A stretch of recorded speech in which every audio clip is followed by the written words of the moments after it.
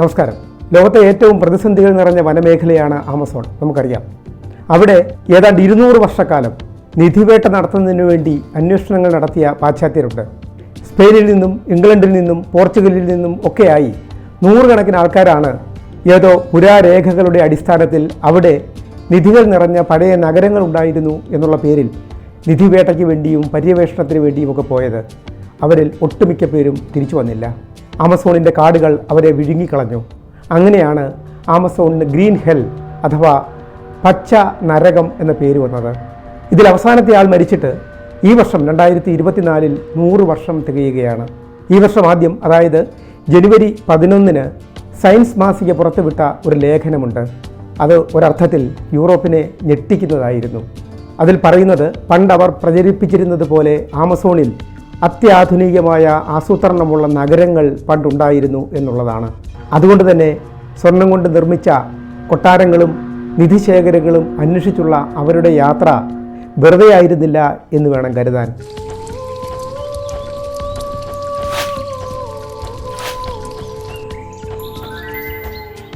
പതിനാറാം നൂറ്റാണ്ടിൽ സ്പെയിൻകാരാണ് ആദ്യമായി ആമസോണിൽ എത്തുന്നത്. അവരവിടെ എത്തിയതോടുകൂടി അവർക്ക് US-ലും മറ്റും ഉണ്ടായിട്ടുള്ള സമൃദ്ധമായ ഭൂമിയെക്കുറിച്ചുള്ള അന്വേഷണത്തിൻ്റെ ഭാഗമായി അവർ കാട് കയറുന്നതിന് തീരുമാനിക്കുന്നു. പക്ഷേ അധികം വൈകാതെ അവിടെ നിധിശേഖരമുണ്ട് എന്നുള്ളൊരു കരക്കമ്പി പരക്കുന്നുണ്ട്. ബ്രസീലിലെ ചില പുരാവസ്തു രേഖകളിൽ നിന്നാണ് ഇത്തരത്തിലുള്ള പരാമർശങ്ങൾ ആദ്യം അവർക്ക് ലഭിക്കുന്നത്. യൂറോപ്പിൽ നിന്ന് തന്നെയുള്ള മിഷണറിമാർ മതപ്രവർത്തനത്തിൻ്റെ ഭാഗമായി ഈ റെഡ് ഇന്ത്യൻ ആളുകളുടെ മുന്നിലെത്തുമ്പോൾ അവർ പറയുന്നുണ്ട്, ഇത്തരത്തിൽ അതിവികസിതമായ ചില പ്രദേശങ്ങൾ അന്നാട്ടിൽ ഉണ്ടായിരുന്നുവെന്നോ ഉണ്ടെന്നോ. അത് കേട്ടിട്ട് അവരത് രേഖപ്പെടുത്തുന്നുണ്ട്. സ്പാനിഷ് ഡൊമിനിക്കൻ പാതിരിയായിരുന്ന ഗാസ്പർ ഡി കാർവഗൽ ആണ് ഇതിൽ പ്രമുഖൻ.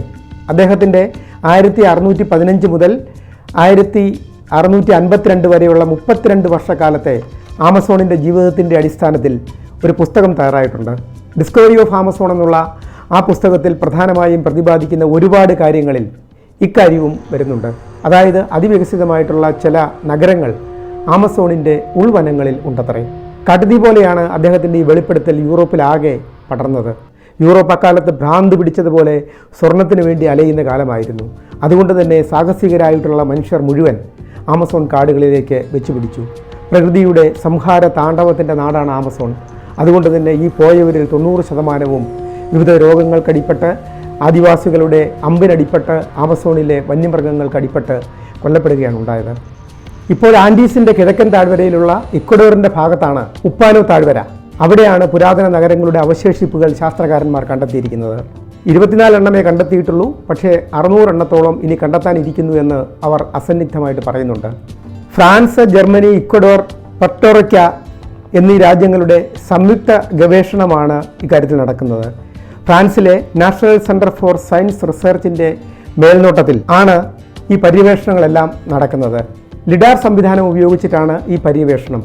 ലിഡാർ സംവിധാനത്തിലൂടെ ചെയ്യുന്നത്, ഒരു ഡ്രോൺ ഉപയോഗിച്ചിട്ട് കാടിൻ്റെ മുകളിലൂടെ പര്യവേഷണം നടത്തുമ്പോൾ, സ്കാൻ ചെയ്യുമ്പോൾ കാടിൻ്റെ കനോപ്പി മുഴുവൻ അപ്രത്യക്ഷമാകുകയും അതിൻ്റെ അടിയിലുള്ള മേഖല ക്യാമറ കണ്ണിൽ പതിയുകയും ചെയ്യും. അങ്ങനെ വൻമരങ്ങളുടെ അടിയിൽ ഒരുപാട് നിർമ്മിത മേഖലകൾ കാണുകയാണ് ഇപ്പോൾ ഉണ്ടായിട്ടുള്ളത്. ഈ നിർമ്മിത മേഖലകൾ വളരെ ആസൂത്രിതമാണ്. അതായത് നടുക്ക് പൊതുസമൂഹത്തിന് വേണ്ടി ഒരു ചത്വരം ഉണ്ടാകും. അതിലേക്ക് അഭിമുഖീകരിക്കുന്ന 100 കണക്കിന് വീടുകൾ അതിന് ചുറ്റുമുണ്ടാകും. ഇവിടേക്കുള്ള വഴികളൊക്കെ നേർരേഖയിലുള്ളതാണ്. ഇടവഴികളുണ്ട്, കനാലുകളുണ്ട്. വന്യമൃഗങ്ങൾ വനമേഖലയിൽ നിന്ന് കടന്നു വരാതിരിക്കാനുള്ള കിടങ്ങുകളുമുണ്ട്. 1990 തന്നെ ബ്രസീലിലെ ഷിംഗു നദിയുടെ പരിസരത്ത് ഫ്ലോറിഡ യൂണിവേഴ്സിറ്റിയിലെ ഡോക്ടർ മൈക്കിൾ ഹെക്കൻബർഗറിൻ്റെ നേതൃത്വത്തിൽ പര്യവേഷണങ്ങൾ നടത്തുകയും നഗരങ്ങളുടെ അവശേഷിപ്പുകൾ കണ്ടെത്തുകയും ചെയ്തിരുന്നു.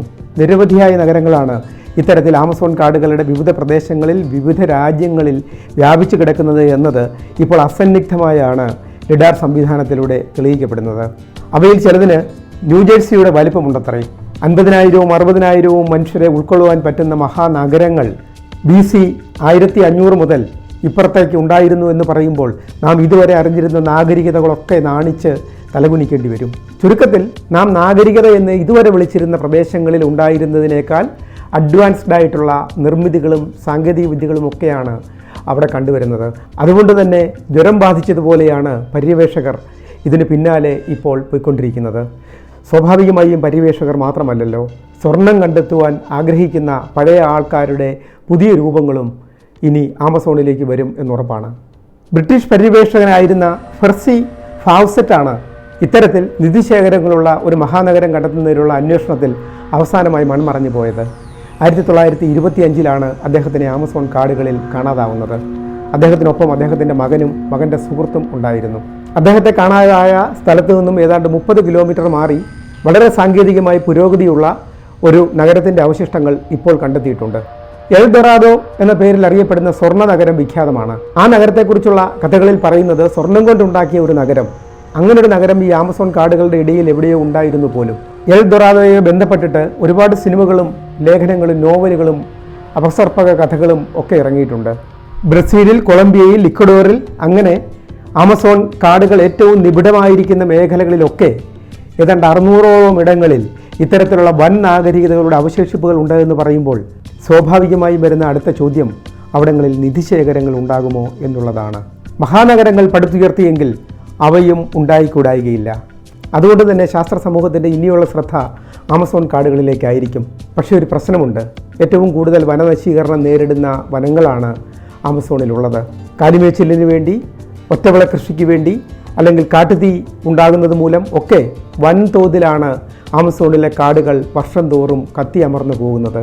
ഇങ്ങനെ കത്തിയമർന്നു പോയാലും ഉഴുതുമറിക്കപ്പെട്ടാലും അവിടെയുള്ള ഇത്തരത്തിലുള്ള അവശേഷിപ്പുകൾ കൂടി മൺമറഞ്ഞു പോകും.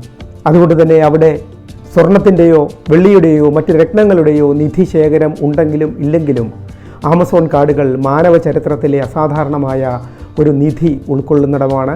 അത് സംരക്ഷിക്കപ്പെടേണ്ടതുണ്ട്. അത് സംരക്ഷിക്കപ്പെടണമെന്നുണ്ടെങ്കിൽ ആമസോണിലെ കാടുകൾ തന്നെ സംരക്ഷിക്കപ്പെടണം. ഇത് പരിസ്ഥിതിയെക്കുറിച്ചുള്ള നമ്മുടെ ഇന്നേ വരെയുള്ള അറിവുകളുടെ ഒരു പുതിയ കൂട്ടിച്ചേർക്കൽ കൂടിയാണ്. അതുകൊണ്ട് തന്നെ പ്രിയപ്പെട്ടവർക്ക് ഇത് ഷെയർ ചെയ്യണമെന്നും ഇതിനെക്കുറിച്ചുള്ള നിങ്ങളുടെ അഭിപ്രായങ്ങൾ രേഖപ്പെടുത്തണമെന്നും അഭ്യർത്ഥിച്ചുകൊണ്ട് ഈ വീഡിയോ ഇവിടെ പൂർണ്ണമാകുന്നു. നന്ദി, നമസ്കാരം.